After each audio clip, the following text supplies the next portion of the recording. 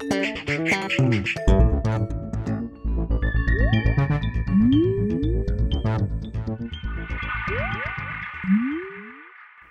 everyone and welcome to the Vortex, where lies and falsehoods are trapped and exposed. I'm Michael Voris.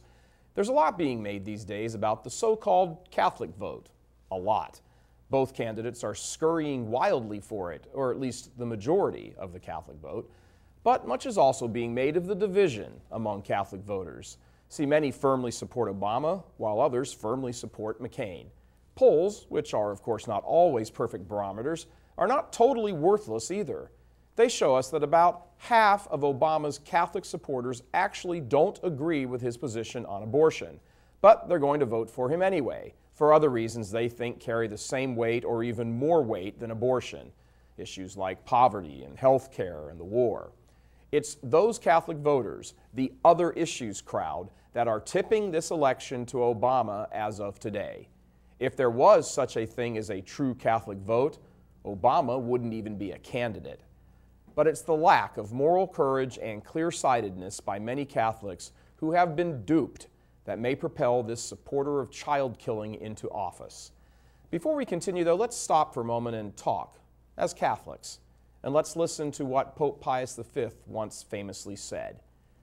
All the evils of the world are due to lukewarm Catholics. And Pope Pius X said something in kind. All the strength of Satan's reign is due to easygoing weakness of Catholics. When our Lord said to his followers, his Catholic Church, "You are the salt of the earth, you are the light of the world," what did he mean if not that we're supposed to fight evil and show forth the truth? When Catholics refuse to fight abortion directly or indirectly, they cease to be the salt of the earth and the light of the world, and here's why. The Catholic Church teaches that voting for a politician, in spite of the fact that he supports abortion, is at least remote material cooperation with evil, and so can be justified only when there is a proportionate reason. But the question arises, what would be a proportionate reason? Problem is, there is no issue in today's American political scene that is even remotely proportionate to abortion. Let's look at it. Over 1 million surgical abortions are performed in the U.S. every year. By contrast, there are about 17,000 homicides every year.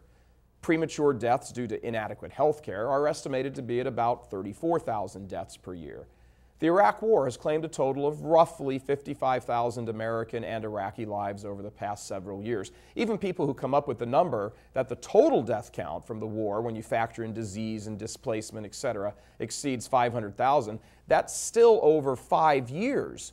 And as tragic as it is, if it's true, it's still less than 10% of the annual death total from abortion.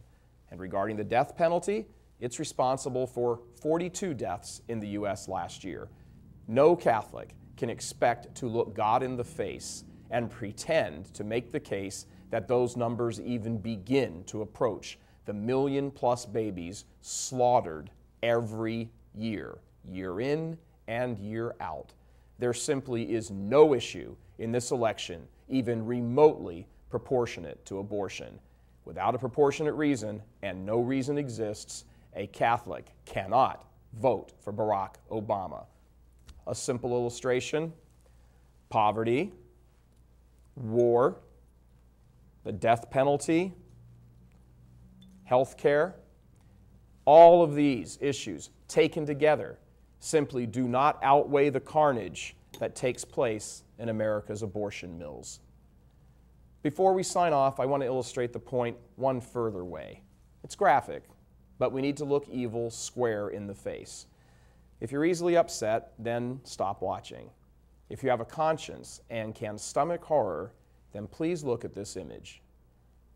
Catholics must consider this simple truth. Obama supports death for children and will keep it legal. Now, if you think there's something equal to this horror, then God bless you. Come November, remember Obama.